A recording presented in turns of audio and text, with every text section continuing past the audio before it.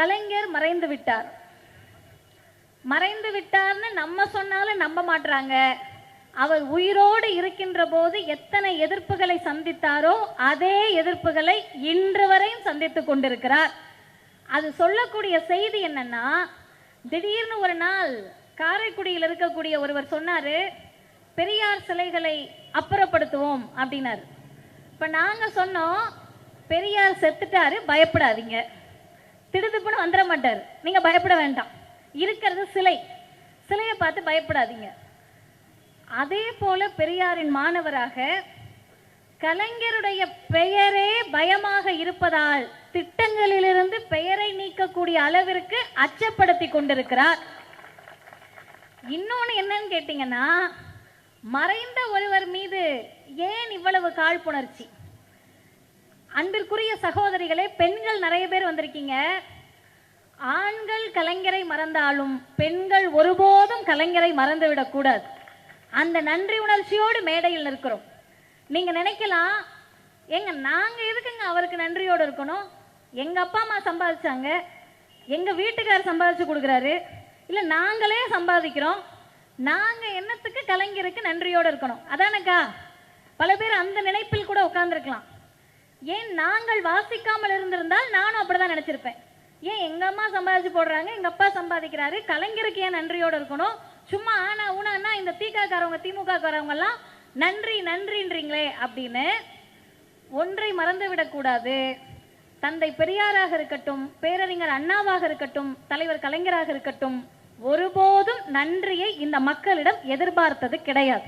அவங்க எதிர்பார்க்கல. பெரியார் சொல்லுகிறார், நன்றி என்பது பெற்றவர்கள் காட்ட வேண்டியதை தவிர கொடுத்தவர்கள் எதிர்பார்க்க வேண்டியதில்லை. அவங்க எதிர்பார்க்கலங்க. கலைஞர் சொல்லுகிறார், தமிழ்நாட்டு மக்களிடம் செய்ததற்கெல்லாம் நன்றி எதிர்பார்க்க கூடாது. அப்ப அவங்க தெளிவாதான் இருந்தாங்க. நான் ஏன் நன்றி உணர்ச்சியோடு இருக்கணும்னு சொன்னேன்னா, இறங்கி வருகிறோம், கார்ல இருந்து இறங்கின உடனே காவல்துறை அதிகாரிகள் எல்லாம் கொஞ்சம் தள்ளி போய் நிப்பாட்ட மாட்டீங்களா அப்படின்னு கேட்குறாங்க. அவங்க கேட்டதெல்லாம் என் காதல விழல. எனக்கு ஒரே ஒருத்தவங்களோட உருவம் மட்டும்தான் இன்னும் மனசுல நிக்குது. நீங்க போறப்ப கூட பார்க்கலாம். அத்தனை ஆண் காவல்துறை அதிகாரிகளுக்கு மத்தியில் மிடுக்கோடு நின்ற ஒரு பெண் காவல்துறை அதிகாரி தான் என் கண்ணுக்கு தெரிந்தார். ஏன் அவங்க என் கண்ணுக்கு தெரிஞ்சாங்கன்னா, திட்டங்களிலிருந்து கலைஞருடைய பெயரை நீக்கி விடலாம், அந்த காக்கி உடுப்பிலிருந்து முத்தமிழறிஞர் கலைஞருடைய நினைவை ஒருவராலும் நீக்க முடியாது. ஏன்? பெண்கள் தெரிஞ்சுக்கணும். எனக்கு முன்னாடி பேசின வட்டக்கழக செயலாளர்கள் ஏதோ வரலாற்று ஆய்வாளர்கள் மாதிரி பேசுறாரு. அண்ணெல்லாம் வருஷத்தை சொல்லி, அப்ப யார் எம்பியா இருந்தாருன்னு சொல்லி, யார் மாவட்ட செயலாளர், யார் எம்எல்ஏ, அண்ணன் இவ்வளவு எஃபர்ட்லாம் நம்ம மக்களுக்கு போடணும்னு நீங்க நினைச்சீங்க பாத்தீங்களா? அதுக்காகவே நான் உங்களை உண்மையாகவே மனதார பாராட்டுகிறேன். ஏன்னு கேட்டா, நம்ம ஏதாவது ஒரு உரை நிகழ்த்தினோம்னா கீழே வந்து கமெண்ட்ல அந்த வரலாறே எங்களுக்குலாம் தேவையில்லை, வரலாறே எங்களுக்கு பிடிக்காது, சரி உங்களுக்கு என்னப்பா வேணும்னு கேட்டா, எத்தனை மணிக்கு எந்த தியேட்டர்ல எங்க அண்ணன் ஷோ ஓடுதுன்னு சொல்லு, வேற எதுவும் வேண்டாம் அப்படின்ற ஒரு கூட்டம். சரி, அந்த கூட்டத்துக்காக நம்மளும் அவ்வளோ இறங்கணும் அப்படின்னு எல்லாரும் நினைச்சுக்கிட்டு இருக்கப்ப, அந்த கூட்டத்துக்காக நாம் இறங்க தேவையில்லை, அவர்களை நம்மை போல் உயர்த்துவோம் என்று நினைத்து நீங்கள் ஒவ்வொருவரும் ஆற்றிய உரைக்கு உண்மையிலேயே நன்றி.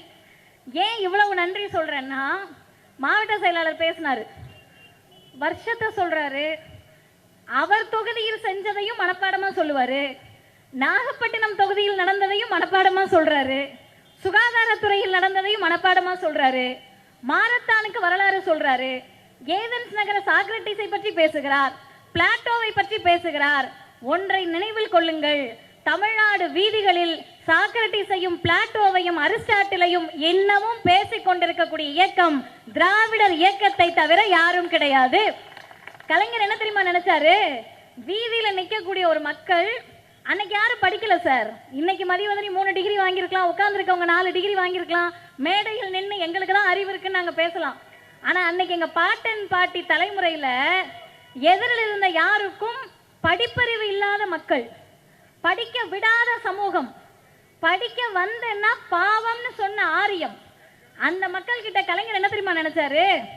நம்ம போய் உங்களுக்கு சொல்லி என்னத்தை புரிய போகுது, நம்ம பாட்டு எதையாவது வசனம் பேசுவோம்னு நினைக்கல, நம்ம ஏதாவது பஞ்ச் டைலாக் பேசுவோம்னு நினைக்கல.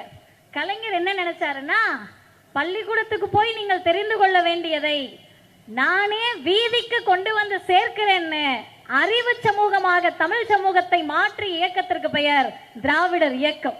இல்லைன்னா நம்ம பாட்டி தாத்தாவுக்கு எங்கெங்க அன்னைக்கு போன் இருந்துச்சா சாக்ரட்டிஸை தெரிந்து கொள்ள?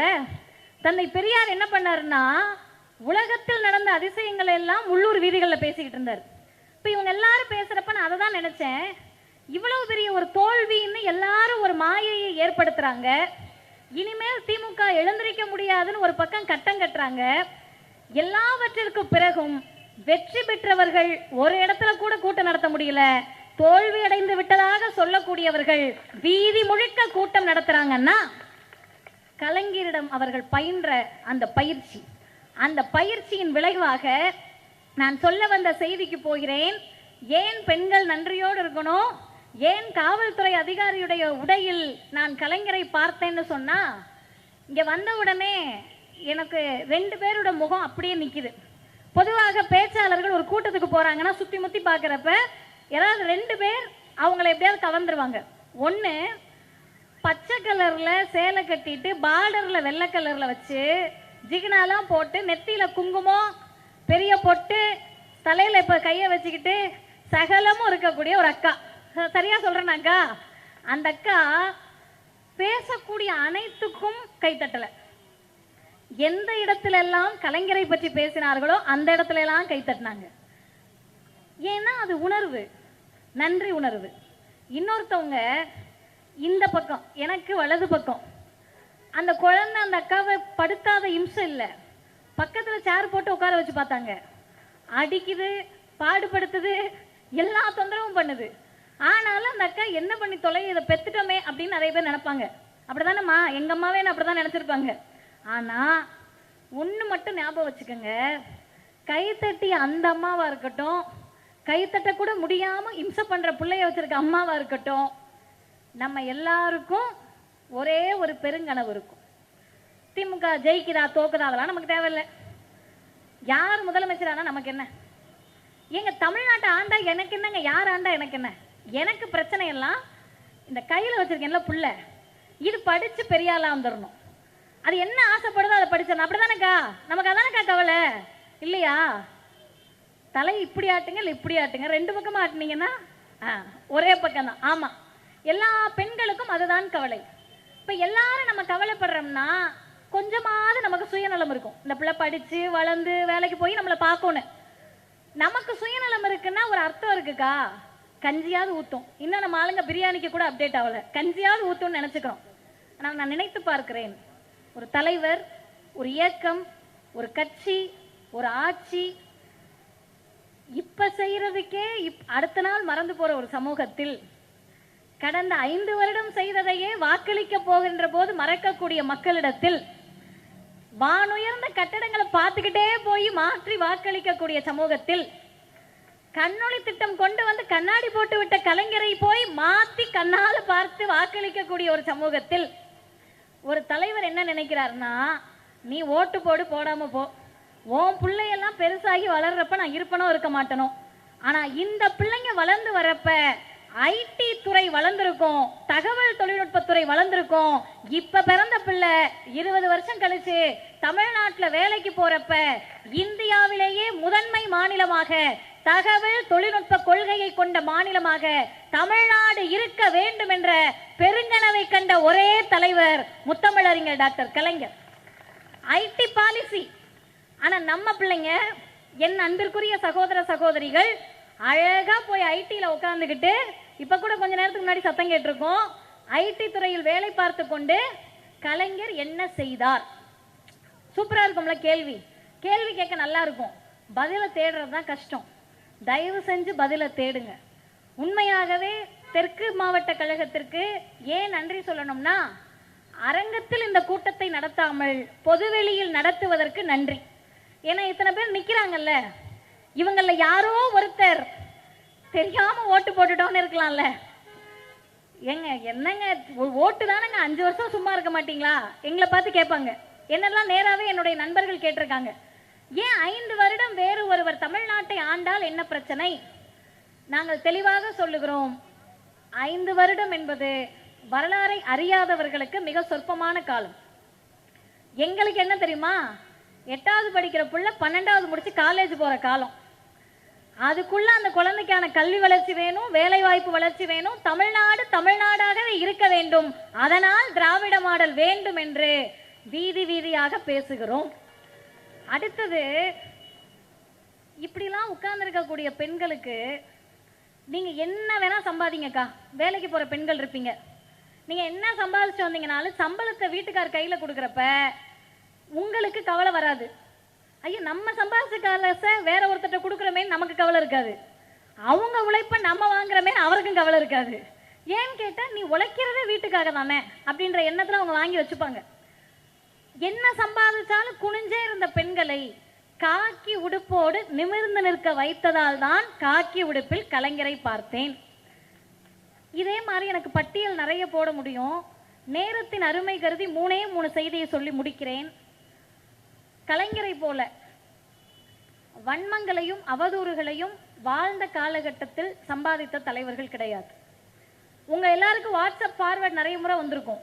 ஊழல், திமுக செய்த ஊழல், கலைஞர் செய்த ஊழல், திமுக கட்சி செய்த ஊழல். அந்த மெசேஜை பார்த்துட்டு என்ன ஊழல் அப்படின்னு கேட்டீங்கன்னா ஒரு 2-3 சொல்லுவாங்க. சரி இதெல்லாம் நிரூபிக்கப்பட்டதான்னு கேட்டீங்கன்னா ரிப்ளை வராது, ஆன்லைன்ல தான் இருப்பாங்க, ரிப்ளை வராது. சரி இதுக்கெல்லாம் திமுக இருக்க யாராவது தண்டிக்கப்பட்டிருக்காங்களான்னு கேட்டீங்கன்னா ஆஃப்லைன் போயிடுவாங்க. அவ்வளவுதான், செய்தியா அனுப்பியாச்சு, நீங்க நம்புறீங்களா நம்மளே ஆஃப்லைன் போயிடுவாங்க.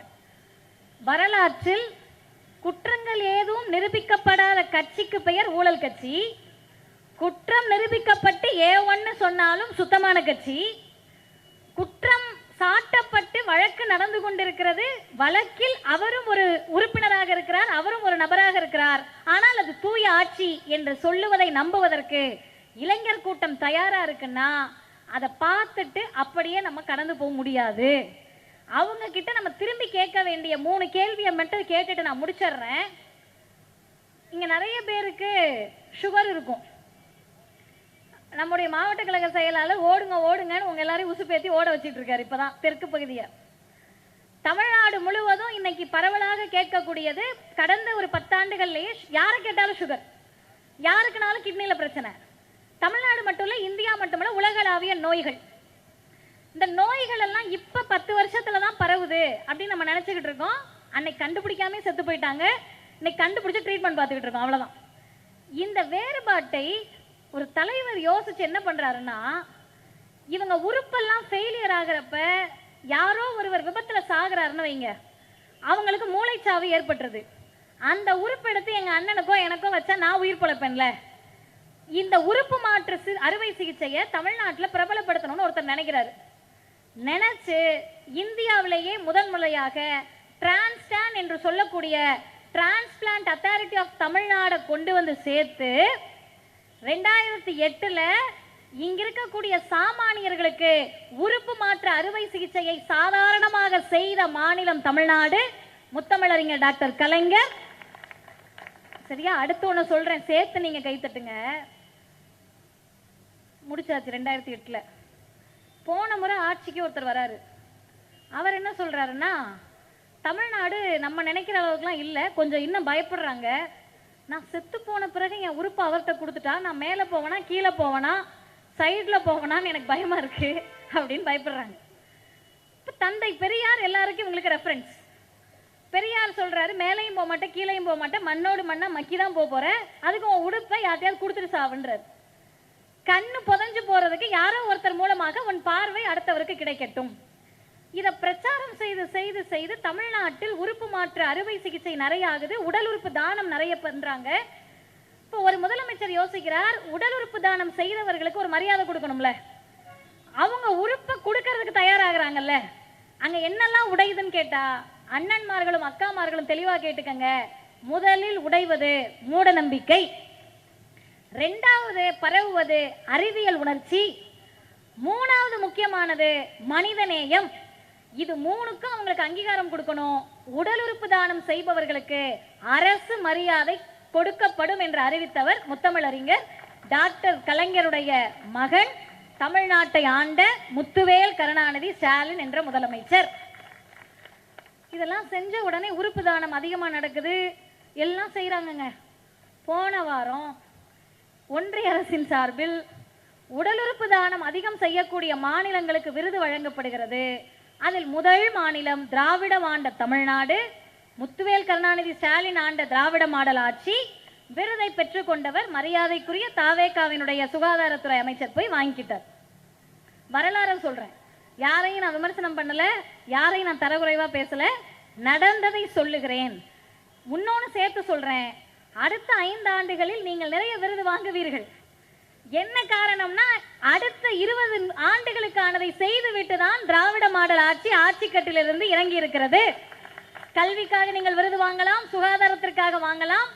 வாங்குகின்ற போது நீங்களே மறக்க நினைத்தாலும் உங்கள் நினைவுக்கு வரக்கூடிய பெயராக திராவிட மாடல் இருக்கும், முத்துவேல் கருணாநிதி ஸ்டாலின் இருப்பார்.